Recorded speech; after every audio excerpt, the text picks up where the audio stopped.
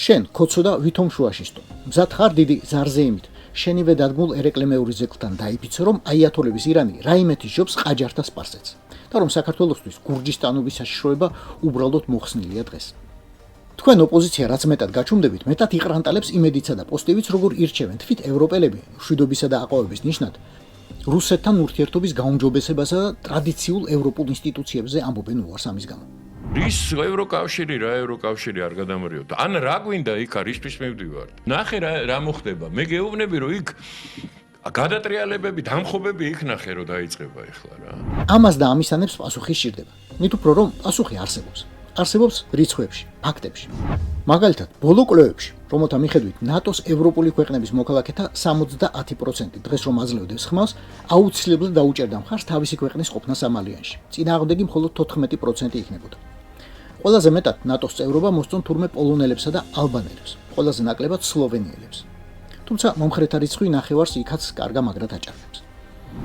ააყოლეთ და ჩააყოლეთ რუკაზე თვალი ქვეყნებს, რომლებიც რუსეთთან უფრო ახლოს არიან.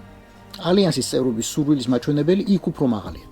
ამ ქვეყნებს აქვთ იგივე გამოცდილება, რაც ჩვენ, ოღონდ ქვიშაში თავის ჩაყოფასა და ქვიშის ზემოთ გამოსაჩენ ადგილას დაუცველი ტანის დატოვების ტაქტიკას არ მიმართავენ. კვლევებს თუ არენდობით იკულიეთ თავად. რას აკეთებენ ქვეყნები, როდესაც აშკარად დგებიან რუსეთთან ურთიერთობის გამწვავების პერსპექტივის წინაშე? ისინი ერთიანდებიან ფორმალურ თუ არაფორმალურ ალიანსებში. კითხებთ ფინელებს, კითხეთ შვედებს, რამდენი ხანი დასჭირდათ გადაწყვეტილებების მისაღებად, რომ შესულიყვნენ ნატოში და რატომ ქნეს ეს? რა უპირატესობა აქვს კოლექტიურ თავდაცვას, კოლექტიურ ძალისხმევას, ევროატლანტიკურ ერთობას? რა უპირატესობა აქვს? ბოლოს და ბოლოს ერთმანეთს კითხეთ, რა გაწერიათ სახელმწიფოს გერბზე და რატომ? და მერე კითხეთ საკუთარ თავს. თუ ყველა თulis რომ რუსეთის პოტენციური აგრესიისგან საუკეთესო თავდაცვის გარანტია ძალის ერთობაა, რა საქართველო და ქართველები ვეთიშებით ყველასა და ყველაფერს. და რატომ ვაბარებთ საკუთარ თავს იმას, ვისგანაც მთელი საფრთხე მოგდის? რატომ ვბარდებით?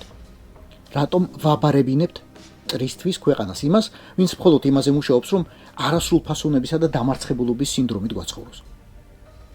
მაინც უნიკალურია ქართველი. უფრო ზუსტად მისი სპეციალური ჯიში, გრუზინი. ყველაზე მეტად ამაყობს ომებით, რომლებიც მის მამა-პაპას გადაუხდია. ყველაზე დიდ სანთელს უნდებს და ყველაზე დიდი სასმისით იმის ვაჟკაცობის სადგრძელოს სვამს.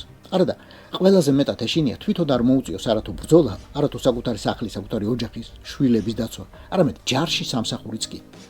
და რატომღაც გონია, რომ ოდინდელი, გუშინდელი თუ დღევანდელი მკვლელისთვის ბუდიშის მოხდით, მას რაიმეს გადააფიქრებინებს, რამეზე ააღებინებს ხელს. მით უფრო მასთან სიბნელეში სრულიად მარტო უიარაღო და უმეგობროდ დარჩენით.